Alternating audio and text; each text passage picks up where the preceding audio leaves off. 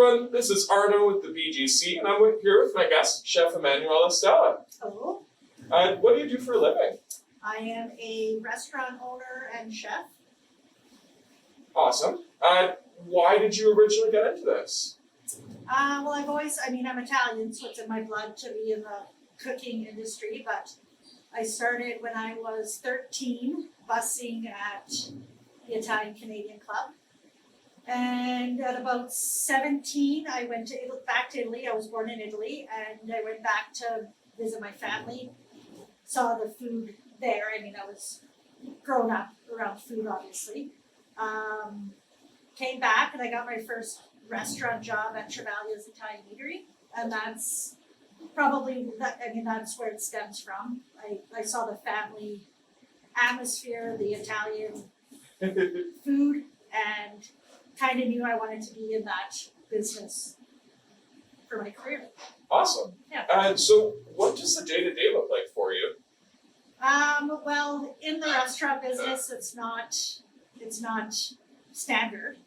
It's not something that an office job, I would have to assume. I've always been in the restaurant business, but I'd have to assume it doesn't throw you too many curveballs. But typical day for myself or just for restaurant, because it's quite different, obviously. Mm-hmm. Well, let's start with yourself, and then maybe we'll talk about what someone who maybe is working under you. Yeah, for sure. So typical day for myself would be once I get to work, I typically enjoy my cup of coffee at that time, realize what we need to do for the day, set up prep lists and orders for suppliers, organize catering that might be happening that day, and basically get set up for that day of execution of restaurant, the staff and what they need to do, and as well as catering or anything like that. Awesome. And if someone were, say, like a lounge cook under you, or someone were in your kitchen working for you, what would their day-to-day look like? So their day, depending. For myself, I don't have line cooks. I do it all myself, basically. But we have a prep cook here, and she takes care of basically setting up everything for our day or whatever. We have multiple avenues for our business. So we have catering, we have our market, we have our day-to-day operation.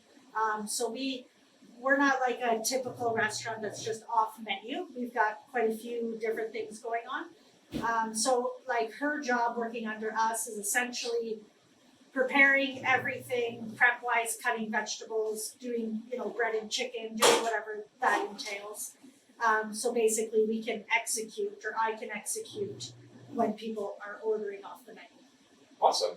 And what type of training or schooling did you need in order to do this role? Well, again, myself a little different than most people. The typical training that you would go through is there is a cooking program here in Lethbridge, and there's the Sage one in Calgary is really good. So you typically would go to your first year of schooling, and you would get hired as a prep cook, most likely at a restaurant for your practicum hours. And after that first year, you would then go into second year. You would decide if you wanted to do second year full time there or apprenticeship route, which then means you would go to school one day a week and you would work in the industry the other days. And you would complete a 3-year program, you write your Red Seal test, and then you become a Red Seal chef. For myself, it went a little differently because when I got hired for my practicum, so I was in the industry before I went to school, which is, in my opinion, beneficial and the way you should do it. Working in a type of industry like mine, for sure, my restaurant's a lot different than a Moxie's or a chain restaurant. We make everything from scratch, so that's a lot different work. But I went to first year cooking school with prior experience. I then got hired for my practicum. After year one, I actually got offered a chef position when I was 21. So that doesn't happen very often. So at the country club, I got hired the chef position. I never went back to school. And I learned as I went, really, because I didn't have anyone working I didn't have a chef to tell me how to do inventory or do any of that stuff.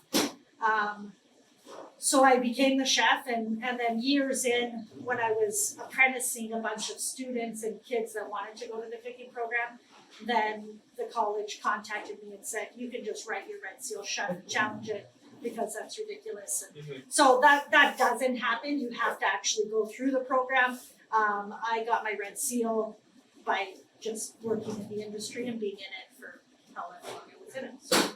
So a lot of the training and schooling is experience-based then? Well, the schooling itself is very, it's pretty old school. I don't think they've changed their curriculum. They teach you the basics as far as like base sauces and stuff like that. In my opinion, it's a good starting point, but you need to get into the restaurants to actually physically work in there to learn. Because I used to hire a lot of third-year cooking students that did not know how to cook in a restaurant. So that's a tough position to be in if you get, and again, different restaurants will give you different experience. A chain restaurant is very structured, it's very, this is the recipe, you're working this station, and that's all you do. In a place like mine, there's rarely a recipe, you're cooking by taste, so you get to learn how to actually cook, and you're running everywhere. So you're not just working the fry station, you're doing, you used to work for me, so you absolutely. know, but that's basically, it's a totally. lot different in both areas, so. And how would someone go about getting a job in the field? Again, it depends on the place. A place like a chain restaurant typically wants you to have experience prior to coming to them, I find. Which is tough, because if you've never been in the field, then how do you get the experience? For myself, I look for people that are just passionate about food and learning about food and excited to eat something that is actually homemade. So I tend to hire people I will consider hiring people without experience, because we can show them, but it definitely takes a certain type of person to work in a restaurant, or sure in a kitchen. Absolutely, and I think that leads really well into my next question. Yeah. What type of challenges are faced in this industry? Lots. There's just so many variables to the day. So, whether you, let's say the day is supposed to be full of breading chicken fingers, for instance. I'll use that as an example because we cannot keep up with breading chicken fingers. So, if the chicken comes in short dated, if it's, we get fresh products. So if the supplier, sends us product that doesn't have as much life that it's supposed to have, or it's not as fresh as we want, then we have to return that. Then your day has now turned into, okay, we need to do this stuff instead because the chicken is not here, whether the truck maybe is running late or you get shorted or it's just crap product. You just got to kind of adjust as you go. There's so many things that can go wrong when you're cooking real food, so you make your soup and you're doing typically 6 or 7 things at the same time, and now that soup is burnt, which happens, then, now what do you do? Because now the soup that you've prepped for the day, and most likely advertised that your soup of the day is clam chowder, but now you've burnt it and now you don't have clams. So there's many things that can happen throughout a day. Typically, it's very rare that you just have a normal day that something hasn't happened that you have to troubleshoot. And we're the troubleshooters typically. Then our staff or our prep cook will say, this is what happened. And then we would, either have to run to the store or whatever we have to do. So it poses lots of challenges because it could be very slow. So you've over prepped. So now what do you need to do with that food so it doesn't go bad and all of those things. Or it's so busy that all of a sudden, like the other day, I completely ran out of fries. And again, because we cut, blanch, cool, and then we fry them to order, we're not just pulling a bag of fries out of the freezer. So when you run out of fries because you've been a lot busier than planned, then it's not a very quick, it's a quick process. We cut, blanched, and cooled those fries real quick, but it's, poses some high stress at that time. Yep. But, that's what I love to do, so it's good stress. Other people don't handle it quite as well, so, Absolutely. And that's who you are. from my experience in the restaurant industry, it really is a make or break industry. Yeah, for sure. Not everyone can handle the stress. No, Yeah. you have to really be a certain, and then, I tend to find it's the kids and I've employed a lot of people over which is gonna make me dated, but over my 24 years of doing this, more than 25 years of doing this, so it's, those people are out there, but I tend to find the ones that aren't your typical person, the misfits of the world, the weirdos. Those are the ones that typically fit into the kitchen setting and even front of house setting, or at least that's the kind of people I like to employ. Absolutely. I don't like your typical cookie cutter person, really. So. Do you have any advice or tips for any youth who are interested in getting into this industry? I would say, I was just having a conversation the other day with my prep cook of challenges that I'm finding that she's having right now. And I kind of explained the process that it takes to get to being me. Like for me, it happened differently. And because I had that prior experience and I would do nothing else but do this. Like there is no other career I would have. I'd maybe be a good criminal lawyer, maybe, but I would have no other career than what I'm doing. So it's just what I do. It's easy for me, but it's not easy for other people. I would say if you find a place of employment, to stick it out. If it's it's a tough place to work for me. Like it's a fast environment, it's super intense.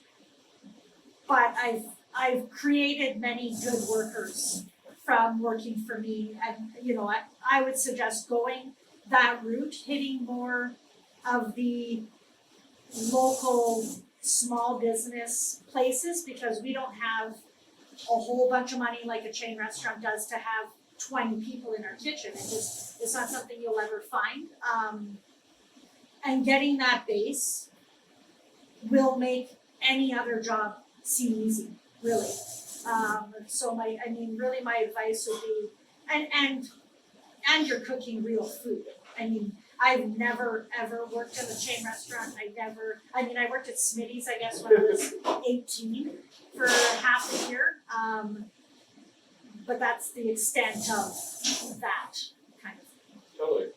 Yeah. So I would say get into places, and really if it's an environment that you like, because I've employed a lot of people that have struggled, and I employ people that still struggle, but they have that fire and they have that passion and they have that desire to do what I do.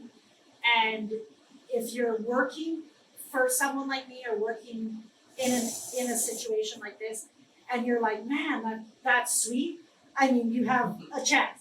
Most people would be like, oh my God, this is too much. So if you have that desire in you, then I think you would succeed.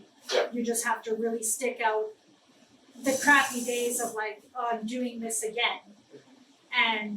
But it will benefit you in the long run. Like I explained to my prep cook, that she breaded a lot of chicken fingers and we sold them like that. We did 2 days of market and we sold 1,000 chicken fingers. So, you know, when I had to explain to her that that is a good thing, even though it's like, oh man, I have to bread more chicken fingers, but that, you know, A, that pays their wage, and B, like that means we're doing it right, and that means it's good. So you have to appreciate that in order to work in an environment like this, or you would just work in a chain restaurant and be okay with opening a bag and throwing it in the fryer. I mean, Absolutely. there's those people too, and that's fine. Mhm. That's just not what we do. Yeah. So, Awesome. And if anyone wanted to try your food, where could they do so? well, we have a few. I mean, we're open now because you know, during this time is obviously hard. We're always open, even when the government shuts us down, and we've had to adapt, and we have less tables, and we have market, and we have all that stuff. So you can check us out on Facebook, website. We have our menus on there. And Mocha Local Mocha Cabana is another local restaurant here in Lethbridge, and they have a separate part of their business that they deliver really like Medicine Hat and surrounding. And we've actually partnered with them, and people can order through them as well. So during COVID, we've had to like come up with some, you know, different ideas and support each other. So that's another way that we can do it. And really, because we're local and we'll do anything. I mean, I get calls at home that are like, oh, we're super hungry, like we really wanted your lasagna, and we're not necessarily open, or I'm not there. But then I say, okay, I'll meet you down there at 4 o'clock. We'll whip up some salad, and then we create a meal, and people will come and get it. I mean, it's not certainly not for the $50 that they're going to give me. It's just that, you know, they're craving us, so we'll get you that food. So I mean, you can't have that. Again, I'm not trying to trash. I feel like I'm trashing chain restaurants, but they're like, you know, it's this and that's it. I don't operate like that, and probably not any other business operates like that, even local. But that's just the way I am. So yeah. Awesome. Thank you so much for your time. Yeah. I really appreciate this. To all the youth out there watching, we will be posting videos throughout the week, so stay tuned. Thank you very much. Awesome. Thank you. Yeah.